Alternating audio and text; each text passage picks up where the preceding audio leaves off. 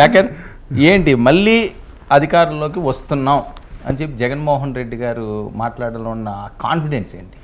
Sir నమస్తే అండి. ముందుగా మీకు అలాగే తోటి ప్యానలిస్టులకి 19 వీక్షకులందరికీ కూడా వెరీ గుడ్ ఈవినింగ్ అండి. జగన్మోహన్ రెడ్డి గారు అంత కాన్ఫిడెంట్ ఏంటి అనేది మీరు అంటున్నారండి. కాన్ఫిడెంట్ ఎందుకు వచ్చింది అనేది ప్రజలకు అర్థమైందండి.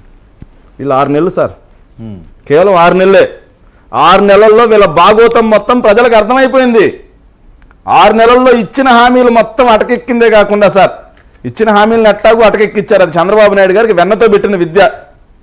ఎలక్షన్స్కి ముందు చూపించడం, ఎలక్షన్స్ అయిపోయిన తర్వాత మేనిఫెస్టో డస్ట్బిన్లో వేయటం, ఇది బాగా తెలిసిన విద్య.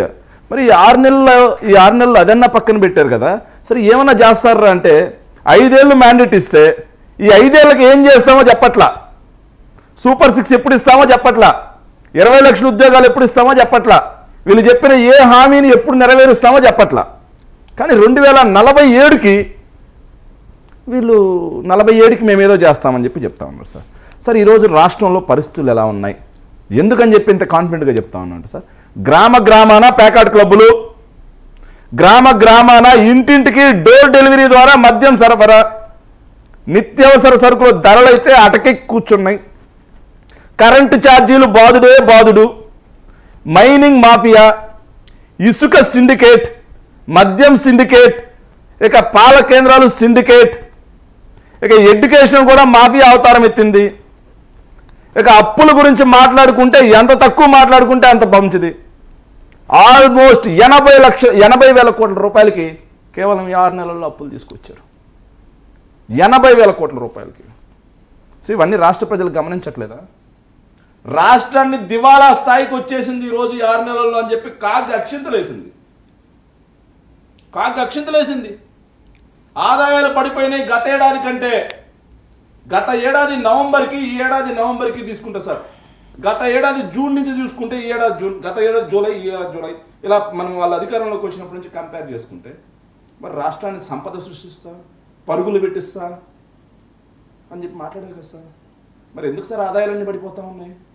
మా ప్రభుత్వ హయాంలో జిఎస్టీ వసూళ్లు 10% నవంబర్కి పెరిగితే 20 సో ఇదే ధీమా జగన్మోహన్ రెడ్డి గారికి, ఈ ధీమాతోటి జనాల్లోకి వెళ్తున్నారా? నేను చెప్తాం, మొత్తం చెప్తాం సార్. 22 మొత్తం చెప్తే ఈ డిబేట్ అంత సరిపోదండి, సింపుల్ గా చెప్పండి. 22 నవంబర్కి 23 నవంబర్కి మేము 10% పెంచాం, వీళ్ళు 10% తగ్గించారు. సరే ఇవన్నీ జనాల్లో ఉన్నాయి. ఇలా ప్రతి నెల సార్ ఇవన్నీ కూడా ప్రజలు గమనిస్తా ఉన్నారు. అందుకని 4 సంవత్సరాల ముందే మేమే అధికారం అని చెప్తున్నారా? ఇంకా ఎన్నికల ప్రచారం మొదలు పెడతానంటేనా? అప్పుడే ఎన్నికల ప్రచారం కాదు సార్, ఈ పార్టీ చేసిన మోసాలని, ప్రజలకు ఇచ్చిన హామీలని ఎండగడతాం. ఓకే, ఖచ్చితంగా ఎండగడతాం. ప్రతిపక్షంగా, ప్రజాపక్షంగా మేము ఖచ్చితంగా ప్రజల తరపున పోరాటం చేయాల్సిందే. ఎప్పుడయ్యా మీరు ఇచ్చిన హామీలను నెరవేరుస్తున్నారు? ఏందయ్యా పవన్ కళ్యాణ్ గారు, విశాఖ ఉక్కు ఆంధ్రుల హక్కు అన్నావు కదా, మరి ఈరోజు ఏందయ్యా విశాఖ? ఇది మీరు 17 మంది ఎంపీలు కూటమి వాళ్ళు అక్కడ కేంద్రంలో బీజేపీకి సపోర్ట్గా ఉన్నారు, అధికారం పంచుకుంటా ఉన్నారు. నరేంద్ర మోడీ గారికి మీరు ఎంత చెప్తే అంత, అమిత్ షా గారికి మీరు ఎంత చెప్తే అంత. కానీ ఏడ చూస్తే